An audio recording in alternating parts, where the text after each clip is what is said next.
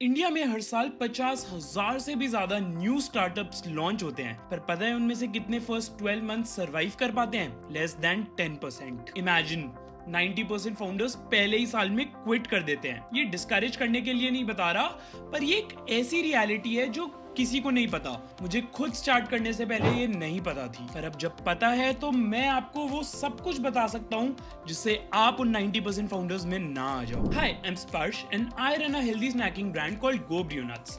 2023 में मैंने अपना स्टार्टअप लॉन्च करा था। मुझे एक साल भी नहीं हुआ था एंड मैं खुद ऑलमोस्ट क्विट करने वाला था। ऑर्डर्स नहीं आ रहे थे, क्लैरिटी नहीं मिल रही थी, टीम ढंग से बिल्ड नहीं हो रही थी, पैसे खत्म हो रहे थे, पेशेंस खत्म हो रही थी। इस वजह से सेल्फ डाउट स्टार्ट हुआ कि शायद ये मेरे लिए नहीं है, मैं नहीं कर सकता ये। बट लकीली मैं इस फेज को सरवाइव कर पाया, इससे बाहर निकल पाया। मुश्किल था, पर इस पूरे प्रोसेस ने मुझे बहुत कुछ सिखाया, एक बेटर एंटरप्रेन्योर बनाया। मुझे समझ आ गया why most young founders quit in year 1 and इस वीडियो के थ्रू मैं आपको यही बताऊंगा एंड साथ में आपके साथ ऐसा ना हो एंड आप क्विट ना करो, उसके लिए सॉल्यूशंस भी बताऊंगा। अगर आप एक यंग फाउंडर हो या फाउंडर बनने की एस्पिरेशन रखते हो तो this might be the most important video you will see, इसलिए make sure you stay till the end. Let's dive in, पर उससे पहले सब्सक्राइब कर लेना if you are new here. Start करते हैं by discussing the harsh realities of year 1 of your entrepreneurship journey. फिर से रिपीट करूंगा, बार बार रिपीट करूंगा कि ये डराने या डरने के लिए नहीं है, ये बस एक रियलिटी चेक है जिसके बेसिस पे हम उसके सॉल्यूशंस को समझने की कोशिश करेंगे। देखो, पहले तो एंटरप्रेन्योरशिप इंस्टाग्राम रील्स पे एकदम सेक्सी लगती है। बायो में अगर फाउंडर एंड सीईओ लिखा हुआ तो बहुत बढ़िया लगता है, फ्रीडम, फन, फंडिंग, फ्लेक्सिंग सब दिखता है। बट रियल वर्ल्ड में ना इट्स अ केओस। फाउंडर बनने से पहले सब बड़े प्रॉफिट्स, बड़े वैल्यूएशंस के बारे में ड्रीम करते हैं। मैंने भी करा था, इसमें कुछ गलत नहीं है, बट ये कोई नहीं सोचता कि इसमें कितना टाइम लगता है। First year is not about profits, it's a test of your patience. पहला साल क्लैरिटी ढूंढने के लिए होता है। क्या प्रोडक्ट सही है, मार्केट सही है, टीम बन रही है या बिखर रही है, पैसे आ रहे हैं या सिर्फ बर्न हो रहे हैं। ये हजारों सवालों में से कुछ ऐसे सवाल है जिनका आंसर आपको अपने फर्स्ट ईयर में ढूंढना होगा। और इससे भी बड़ी बात ये है कि ये सब कोई समझाता नहीं, सिखाता नहीं, कोई हेल्प नहीं करता।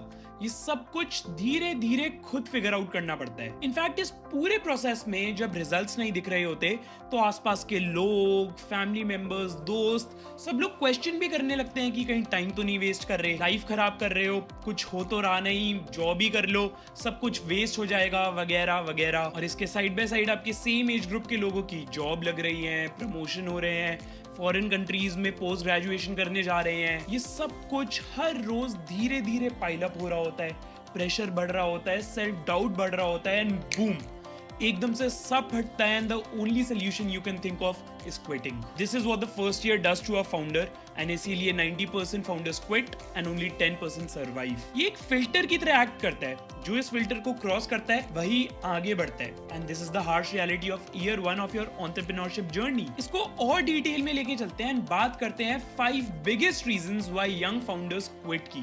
ध्यान से समझना इन्हें ताकि इन्हें अच्छे से टैकल भी कर पाओ। सबसे पहला रीजन है अनरियलिस्टिक एक्सपेक्टेशंस। इस रीजन ने मुझे तो बहुत दिक्कत दी थी एंड आपको भी दे सकता है। हर किसी को ना बाहर से ग्लैम ही दिखता है, ये लगता है कि आइडिया मिलते ही, स्टार्टअप करते ही सक्सेस ही सक्सेस, ब्रांड बन जाएगी, फंडिंग आ जाएगी, रील्स वायरल चली जाएंगी, फॉलोअर्स आ जाएंगे, लाइफ सेट एकदम। पर रियलिटी क्या है? कई कई साल लगते हैं एक स्टार्टअप में सिर्फ बेसिक चीजों को सही करने में।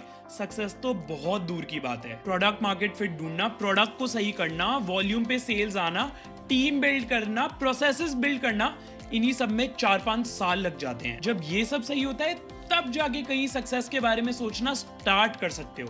एंड इसके ऊपर से एक फाउंडर के लिए पैसे बनने में इससे भी ज्यादा टाइम लगता है। फिर ये सब करने के बाद ग्लैम, फेम, इनके बारे में भी सोच सकते हो। सिर्फ सोच, मिलने का कुछ नहीं पता। किसी भी कंपनी को उठा लो जिससे आज इंस्पायर्ड हो खुद का कुछ करने के लिए। ज़ेरोदा को 3 साल लग गए टू ब्रेक इवन। ओयो को इनिशियली 25 से भी ज्यादा सिटीज में स्ट्रगल करना पड़ा था। हर कंपनी का अपना इनिशियल स्ट्रगल रहता है, हर फाउंडर का अपना इनिशियल स्ट्रगल रहता है जो हम उनके सक्सेस के बाद देख नहीं पाते। Year 1 is not to expect outcomes, it is to focus on the inputs, learnings, systems, feedback loops. Then second reason है कंपैरिजन एंड प्रेशर। ये भी एक बहुत बड़ा रीजन है। आप अपनी जर्नी के इनिशियल फेज में हो और उन सब चीजों में स्ट्रगल कर रहे हो जिनकी अभी तक हमने बात करी। अब इस सब के बीच बाहर दुनिया में क्या हो रहा है, आपके दोस्तों की जॉब लग रही है, जॉब में प्रमोशन मिल रहे हैं, आपकी सेम एज के लोग एमबीए करने जा रहे हैं, पोस्ट ग्रेजुएशन करने जा रहे हैं, एंड इनफैक्ट यही सारे लोग मजे भी कर रहे हैं, रेगुलरली हैंग आउट भी कर रहे हैं, ट्रिप्स पे भी जा रहे हैं। ये देख के आपको लगता है ये सब मेरा भी हो सकता था, मैं भी उनकी जगह हो सकता था। या फिर शायद कभी कोई फैमिली मेंबर, कोई रिलेटिव बोल दे कि वो देख वो कहाँ पहुंच गया और तू अभी भी वहीं है। एंड इसके साथ साथ आप दूसरे फाउंडर्स को देख रहे हो सोशल मीडिया पे, वो लोग फंडिंग रेज कर रहे हैं, न्यू अचीवमेंट्स की बात कर रहे हैं, लोग उनको इंस्पिरेशन बुला रहे हैं, उनके फॉलोअर्स बढ़ रहे हैं। इन लोगों को भी देख के लग रहा है कि शायद मैं नहीं कर पा रहा, मेरे साथ क्यों नहीं हो रहा है ये, मैं पीछे रह गया। ये सारा कंपैरिजन प्रेशर में बदलता है। ऐसा कोई इंसान नहीं है जो खुद को दूसरों से कंपेयर ना करे। वीडियो में बोलना बहुत आसान है कि my only comparison is with me, but जब अपनी सेम एज का बंदा हमसे अच्छा कर रहा होता है तो सेल्फ डाउट होता ही है, कंपैरिजन बीच में आता ही है। इस सब के बीच खुद को स्टेबल सिर्फ ये सोच के रख सकते हो कि ये सारा काम आज से 5 साल बाद के लिए है, अभी इस सारी नॉइस को शट ऑफ करना पड़ेगा। कंपैरिजन से फोकस शिफ्ट होता है और फोकस लूज करने का मतलब है सब खत्म। देन थर्ड रीजन है lack of clarity and structure. ये एक बहुत क्रूशियल रीजन है क्योंकि कोई भी इसके बारे में स्टार्टिंग में सोचता ही नहीं है। मैं बोल बोल के थक गया हूं, पर सारे यंग फाउंडर्स को लगता है कि सिर्फ एक रेवोल्यूशनरी आइडिया के भरोसे सब कुछ हो जाएगा। कोई रोड मैप नहीं होता, चीजों पे क्लैरिटी नहीं होती, स्ट्रक्चर नहीं होता, इसलिए कुछ सक्सीड नहीं होता। एक अच्छा idea is just a small stepping stone.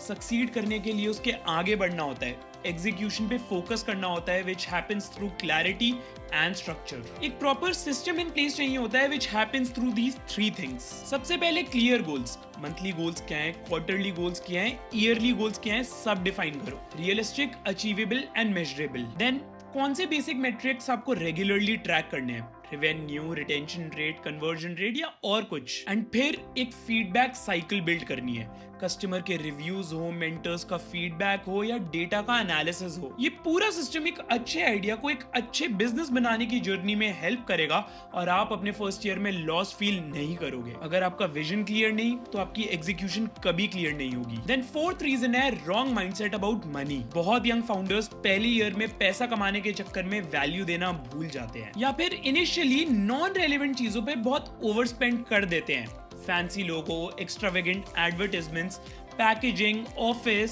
ये सब कुछ पैसों की तरफ एक गलत माइंडसेट की वजह से है। प्रॉफिट एक रिजल्ट है जो लॉन्ग टर्म गेम से आता है। पूरे फर्स्ट ईयर में शायद प्रॉफिट ना हो, कोई नहीं, बट इसका ये मतलब नहीं है कि एक्स्ट्रा एक्सपेंसेस को इग्नोर करते रहोगे। Focus on cash flow not cloud. Organic sales का पोटेंशियल एक्सप्लोर करो, स्लो प्रोसेसेस को एम्ब्रेस करो। पहले ही साल लाखों का मार्केटिंग बजट रखोगे, इंस्टेंट ग्रोथ की एक्सपेक्टेशंस करोगे तो फेलियर गारंटीड है। अपने बिजनेस को एक लॉन्ग गेम की तरह देखो, एक लॉटरी टिकट की तरह नहीं। देन लास्ट रीजन एंड सबसे बड़ा रीजन है नो सपोर्ट सिस्टम। सबसे अंडररेटेड, सबसे लेस स्पोकन अबाउट रीजन है लोनलीनेस। ये बात भी मैं कई बार बोल चुका हूँ, being a founder is very lonely. जब आप यंग फाउंडर होते हो, उससे पहले आप कॉलेज में होते हो, जॉब कर रहे होते हो या और कुछ भी, हर जगह you are surrounded with people जो आपके सेम लेवल पे हैं, सेम एज, सेम पोजीशन पे, जिनसे आप बात करते हो, रिलेट करते हो, प्रॉब्लम्स डिस्कस करते हो, घूमने जाते हो, हर चीज करते हो। स्टार्टअप में इसका बिल्कुल ऑपोजिट, और फर्स्ट ईयर में इससे यूज्ड टू होना बहुत टफ होता है। कोई बात करने वाला नहीं होता, एंड उसके ऊपर से आपके साथ क्या चल रहा है, आप क्या स्ट्रगल फेस कर रहे हो, ये समझने वाला भी कोई नहीं होता। अगर एम्प्लॉयज भी हायर कर लिए तो वो भी आपको एक सीनियर, अपने बॉस की तरह ही देखेंगे, तो लोनलीनेस वहीं की वहीं। ये लोनलीनेस अंदर से किल करती है, which makes the first year extremely tough। अब इसको एड्रेस करने का best way is to build a support system. कोई आपको समझ ले, ये शायद too much to ask for है, बट ऐसे लोग हो सकते हैं जो शायद आपको सिर्फ सुन ले, आपको गाइड कर दें थोड़ा। Right mentors, good friends and most importantly family members. तो ये 5 सबसे बड़े रीजंस हैं why young founders quit in their first year. ये सबको समझ के आपको रियलाइज होगा कि इनका कोई डायरेक्ट सोल्यूशन नहीं है, सब कुछ ऑलमोस्ट माइंडसेट की बात है। Keeping your mind in the right place, सही चीजें सोचना, सही करना। इसके साथ साथ जल्दी से एक 5 स्टेप सर्वाइवल फ्रेमवर्क दे देता हूं जो आपको हेल्प करेगा to survive your first year. सबसे पहले start small, build real. Don't think about going too big too soon. सपने बड़े रखो, एक्सपेक्टेशंस रियल रखो और गोल्स शॉर्ट टर्म रखो। छोटी चीज को लेके स्टार्ट करो, उस पे फीडबैक जनरेट करो, उसे इंप्रूव करो और फिर आगे बढ़ो। परफेक्शन चीज नहीं करनी, बस यूजेबिलिटी इंटैक्ट रहनी चाहिए। Then second, track weekly progress. हर चीज, माइलस्टोन्स, लर्निंग्स, मिस्टेक्स, सबको ट्रैक करो एंड उन पे रिफ्लेक्ट करो। गूगल शीट्स बनाओ, नोशन यूज करो या एक सिंपल डायरी भी चलेगी। इससे आपको खुद पता लगता रहेगा अपने प्रोग्रेस के बारे में, जिससे आगे बढ़ना थोड़ा रिलेटिवली सिंपल हो जाता है। Then third, build habits not hype. Glam के पीछे नहीं भागना, treat your startup as just another work place. Habits build करना, प्रोसेसेस बिल्ड करना एंड खुद को एक एम्प्लॉय समझना स्टार्टअप का। इसके बाद fourth, talk to real customers.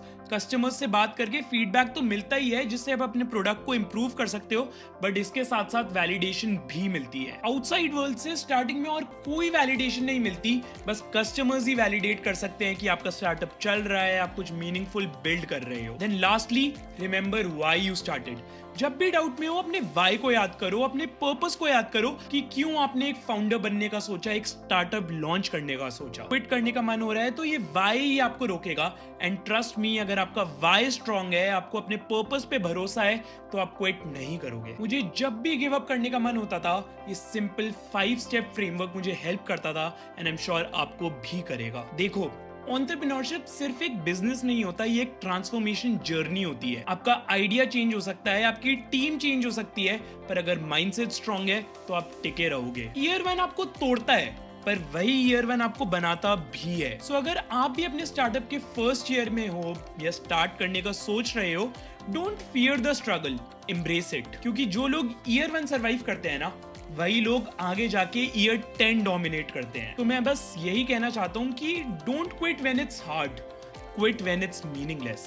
कुछ छूट गया हो या और कुछ जानना हो तो कमेंट्स में बता देना। दिस इज स्पर्श Goyal, not perfect, just honest. Thank you for your time and I will see you around.